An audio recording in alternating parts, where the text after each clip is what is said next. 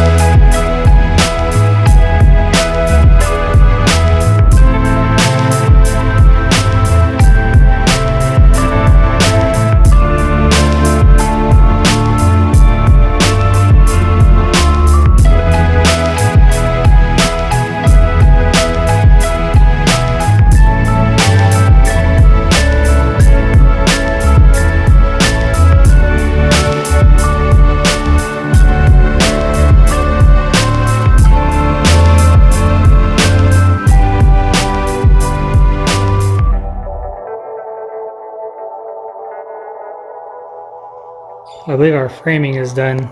I've got all the nailers and things in there that I need. I made sure, although it may not look like it, I made sure that everything is 1 inch away from this, the main chimney pipe, which is what the specs say.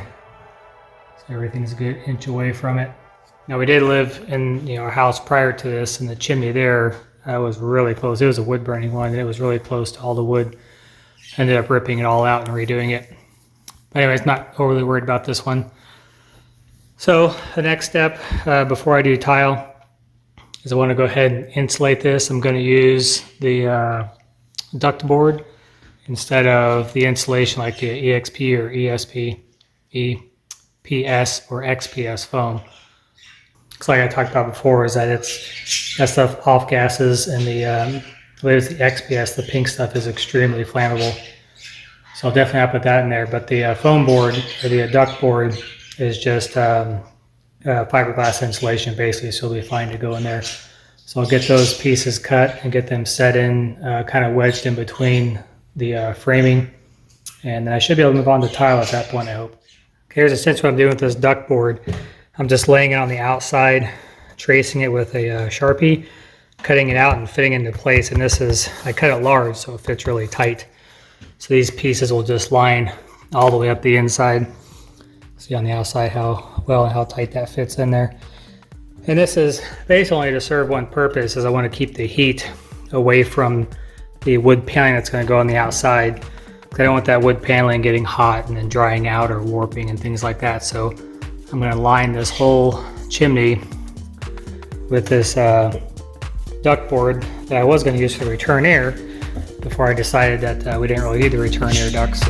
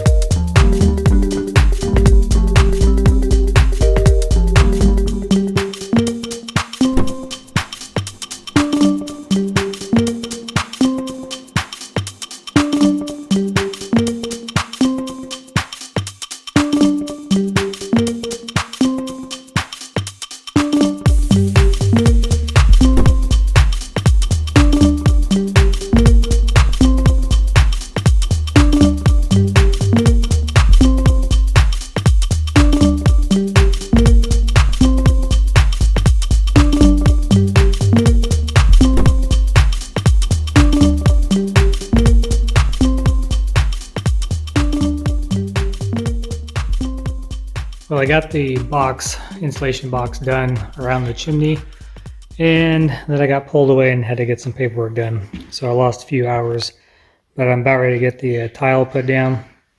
So what I've done here is I wanted to try and do like, 45 degree or herringbone or something like that. And Natalie said she just wanted it plain Jane. So what I've done is I found the center, and then if I lay these out, I'll get about that much of a piece on the end.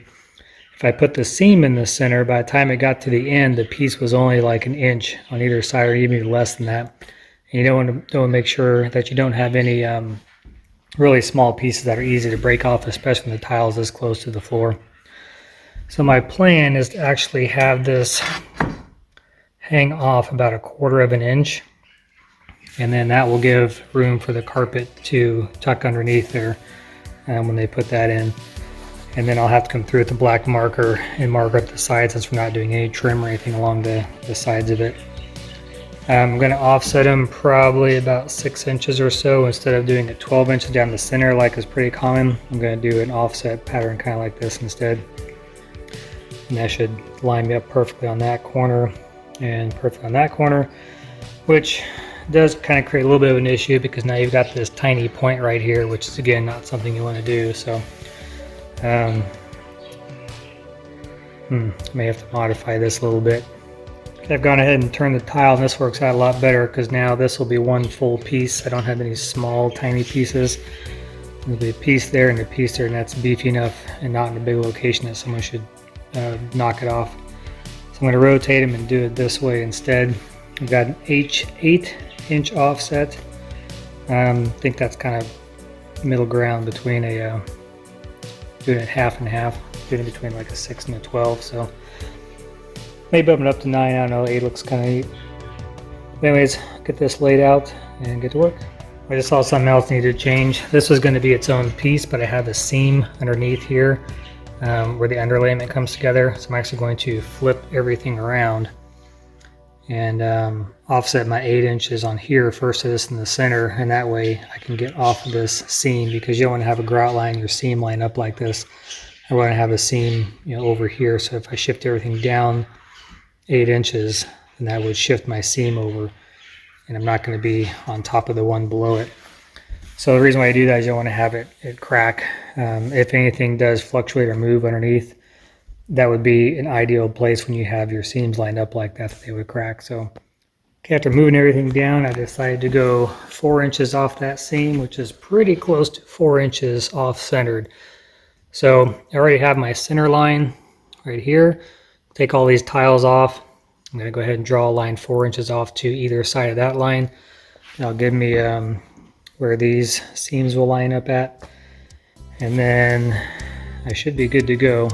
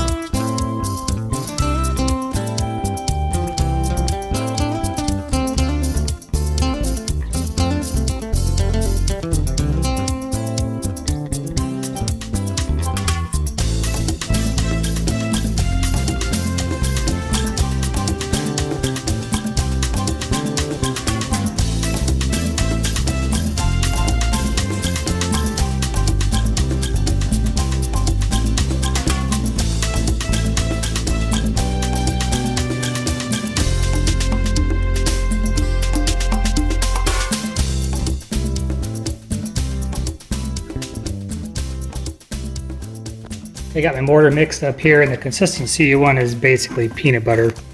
It needs to be able to stand and hold its form and not drip off. Should be able to hang and not go anywhere. One thing when you're mixing, you want to make sure you do is to get all the way down to the bottom. Too often you only end up mixing what's in the top and you don't get down to the bottom. So what happens is, as you're putting your mortar out and spreading it, you get to the bottom and find out that there's a big dry patch, and then you're kind of in trouble. Anyways, got mixed all the way down to the bottom. Hopefully this is enough to get me through the whole project. This is a pretty small one, but I'll start on my lines and just do 2 or 3 tiles at a time. I don't want to put the mortar down on everything and then start laying tile, because I'll start over here. By the time I get back over there, it's already drying. So I'm going to leave it in the bucket until you need to use it.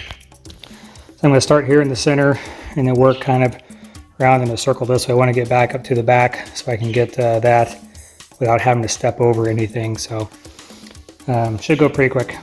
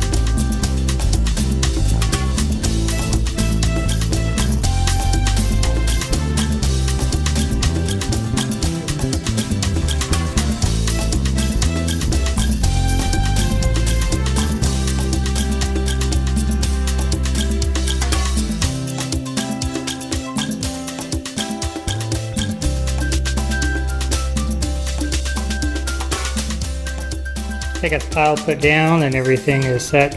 One thing you probably didn't see me do is go through with a rag and wipe out all the areas where the grout lines are going to be. You don't want to have any mortar sticking up, because all that's going to do is, first of all, it's hard to get off. But also it gets in the way of you putting your grout down. It's usually a different color and it will shine through. So let this dry overnight. It's already setting. I can't move these tiles, are locked in place. I can still wiggle these a little bit. It's only been probably a half hour since I first laid this one. They're already stuck in place, so everything's set. Tomorrow I'll grout. I'm not going to seal this because it's not anywhere where we should be spilling anything on it. It doesn't really need to be sealed.